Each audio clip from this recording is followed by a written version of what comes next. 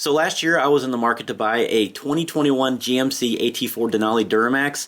This was an exciting time because for the first time ever in my life, I had the opportunity to purchase my first new vehicle. Now, of course, to my surprise, there wasn't a single new truck available to purchase. Now, they told me that it would take months, maybe even a year, until the truck was actually in stock, and it was very frustrating. So I had to settle with this beautiful 2018 GMC L5P Duramax 2500 HD. It's black, the exact color that I was looking for. Absolutely gorgeous truck. Yeah, of course, it's not the big flashy 2021 AT4 Denali that I was looking for. But then again, kind of looking back, it was kind of good that I did it, because even if these trucks were available, the 2018 that I purchased was $20,000 less than actually buying a new truck. Considering the crisis that we're in our economy, I still definitely overpaid a little bit for this truck, but I am happy with the used diesel. Now, after thinking about my purchase, I did want to dig even further into why this is such a problem. A few years ago, you go to a dealership, the parking lots were completely packed to the gills.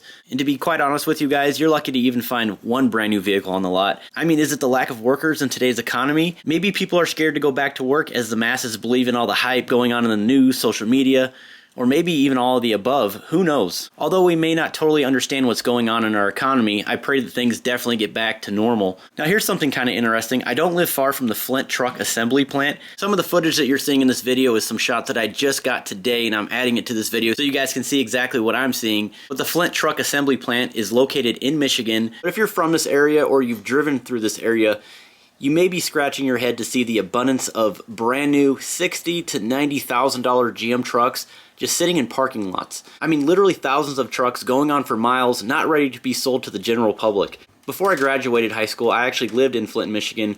I have love for my city, but let's be real here, that city is slowly dying.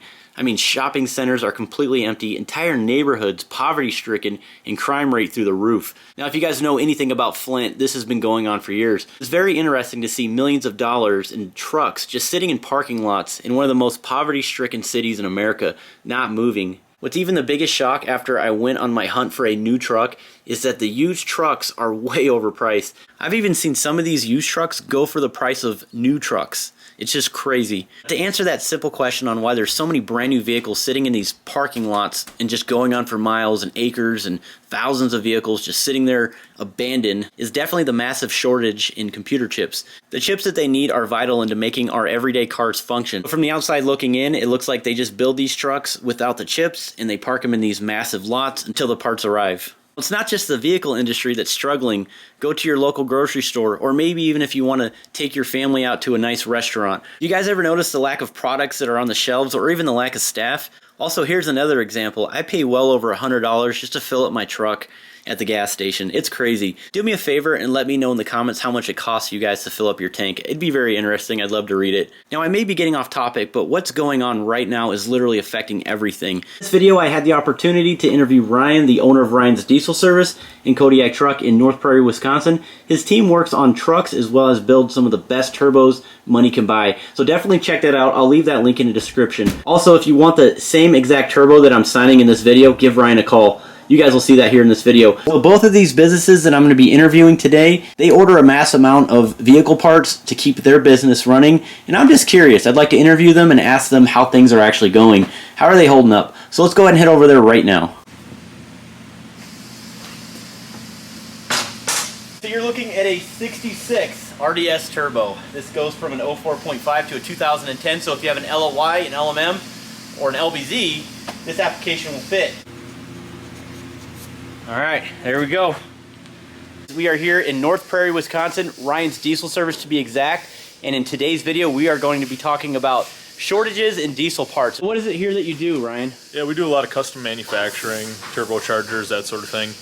We also do a lot of then fleet maintenance and just general maintenance on everyday drivers. Now, what he means about custom manufacturing is that they do build these turbos in-house. So what I'll do is I'll leave a link in the description where you guys can pick up these awesome parts. You have them in stock though. So it's kind of good to talk about it. Yeah, it's definitely been some crazy times in the manufacturing world in the last year here, last year and a half, obviously, with everything going on. I would definitely say though in the last 6 months, 8 months, it seems to have been actually getting worse, if not unfortunately better, like everybody had hoped. just from the general automotive side, you know, we do just general vehicle maintenance here, you know, repairs, head gaskets, injectors, turbos, trans builds, that sort of thing. Even trying to get those parts has been a nightmare. Trying to get this stuff has been even harder. We've ran into a lot of issues with parts delays. For an example, our Black Friday sale that we did, we actually started planning that in March of 2021. So that was months upon months before we were even thinking about it. You know, most guys are never having that thought on their mind. So what you're saying is that you and your team have been prepping for this situation? The handwriting was kind of on the wall as far as that goes. You could see the way things were going, and that's why we started just doing a lot of our own stuff, even in-house straight manufacturing. We've had instances with parts where it's like the customer needs their truck back, but, well, it's on an indefinite back order and General Motors can't get it. So we literally have been now just taking the part and starting making stuff ourselves. Yeah, it may take an extra day or two, but at least it gets the customer's truck back on the road. Well, that's also funny you say that, because you are now doing heads. Correct. So it really speeds the process up. We're doing all our own heads now in-house. We've had a pressure bench for quite a while. We actually just got a good use servicer from a local machine shop that the guy ended up retiring, so we were able to get that now. So now we can do all the servicing. Literally everything is all done in-house. It really kind of speeds the process up in reason. Obviously, if other stuff breaks as it's coming apart, well, that's been kind of turning into a nightmare to still get stuff. But all in all, it really helped with production that way. Always fun to own these trucks. It's always fun to upgrade them. There's a lot of things you can do. Sky's the limit. Obviously, it depends on how deep your pockets go. But also, for example, kryptonite. So I took that on as a dealer on my website. I got to start loading those parts. I was speaking to their parts department, and they were telling me that they have an abundance of back orders that they have to fill, and that it may take between 3 to 8 weeks for you to receive it. Obviously, kryptonite's second to none when it comes to all these front-end steering components, especially for the IFS, Chevy, 2500 HDs, GMCs. And I mean, people really want this stuff, but unfortunately it's just taking forever. And the biggest reason for that, from my understanding, from what they told me, was raw material. And another one that I remember was the manifolds. A lot of the manifolds from some of the other manufacturers like PPE. I'm not sure about HSP, but a lot of those manifolds as well. And the struggle is real, and it's kind of sad times they're living in when you want to get into the aftermarket game and you have to wait forever. So, oh, also, remember the L5P build, the 2021 that we did? Those American Forces that are on that truck literally took us, if I'm not mistaken, about 8 months to receive. Is there one thing inside this turbo that really takes longer than the other? Well, the biggest thing that we've had to start doing now is the OE manufacturer was starting to have a hard time going in producing units. I know there's a handful of guys that were relying on them, like us, to get the OE ones, take them and modify them. So the next best solution that we could come up with was actually working, we got an awesome supplier that works with us with these turbo parts, and he was actually able to go and start getting all OE spec stuff so that we could actually get these in aftermarket. If you actually go on our website, you'll actually see we actually now have our RDS logo cast into the compressor cover. So that's pretty much been our workaround alternative, and it has worked phenomenal. And I think we're probably going to keep on continuing to go that route, just because, again, at this point, that's the only thing we can get. There's just really no other avenue, and there's no other option. And telling guys, well, sorry, you can't get your truck back because we can't get parts, really isn't an answer. A lot of these guys, you know, are relying on these for work truck or daily drivers. So again, this is one of those things, that's kind of what we started doing, and thankfully at this point right now, we're pretty stocked up. We got a lot of parts here, and we're trucking along. Well, wish you the best, and I know it's really tough, especially as a small business owner, to stay on top of everything in these times. Yep.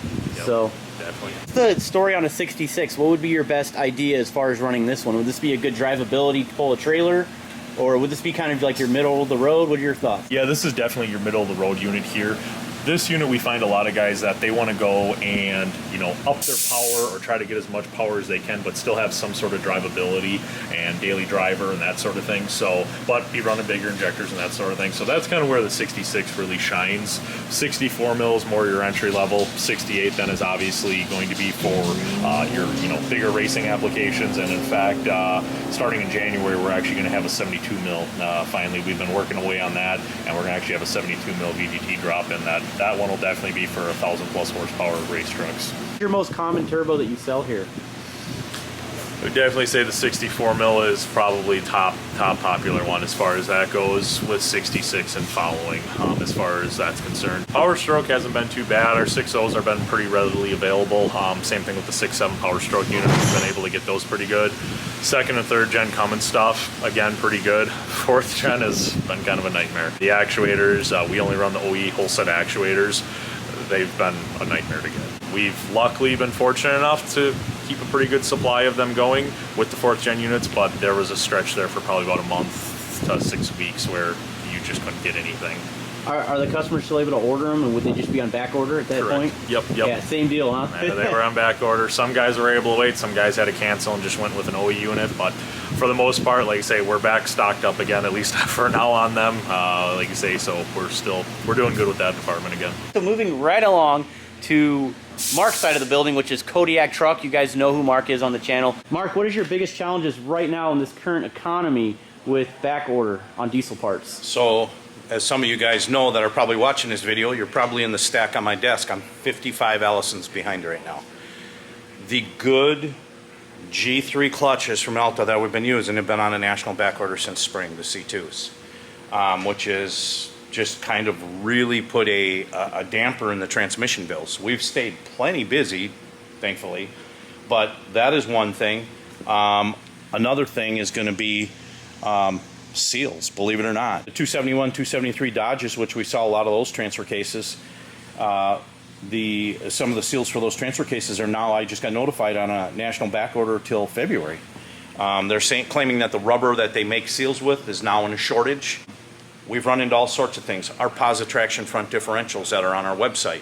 We haven't had, I got a couple guys, 2-3 guys now that want those. They're not a big seller for us because they are an expensive deal, but I can't get the positive traction units right now. We've got them ordered. We've been waiting probably a good 6 months on those since the middle of summer. And so that's another thing that we're waiting on. Anytime when I check with my supplier and there's anything available, the track right diffs that we use in the rear, ring and pinions, we like to use the OE AAM stuff. Anytime that stuff's available, I usually buy as much of it as I can and stock up so we have it here.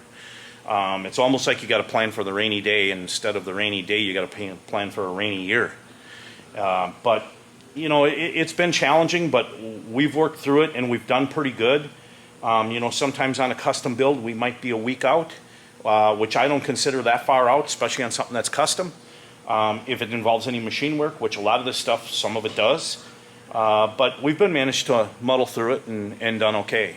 How are you doing on the Duramax? I know they're not called Duramax transfer cases, but just to make it simple, how are those going for you? Yeah, that stuff, I always tend to stay heavily stocked. Generally speaking, we always keep the Duramax 01 to 07 stuff on the shelf.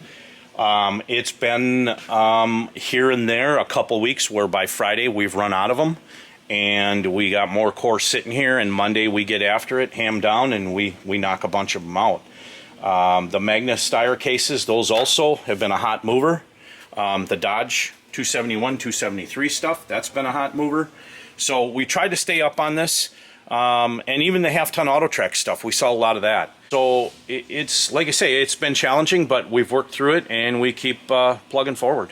That's what we need to do. Really good to be able to share this with you guys so you have an understanding of really what's going on in the diesel industry as a whole. So yeah, and you know, some of you guys that call and you get frustrated that you're not in here to get a trans yet, think how frustrated we are when we got 55 of them sitting on the desk. That's a lot of work and a lot of time. Oh yeah, and not a lot of people that want to work nowadays either. Yeah, no, they don't. They don't. So that's rough. We're Americans. America.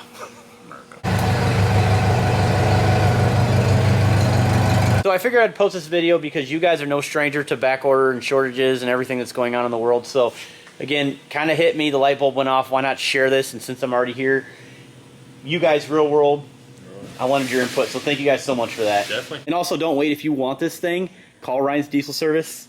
And ooh, I'm going to cut myself on that and order it from them. Signed, autographed, 66 mil.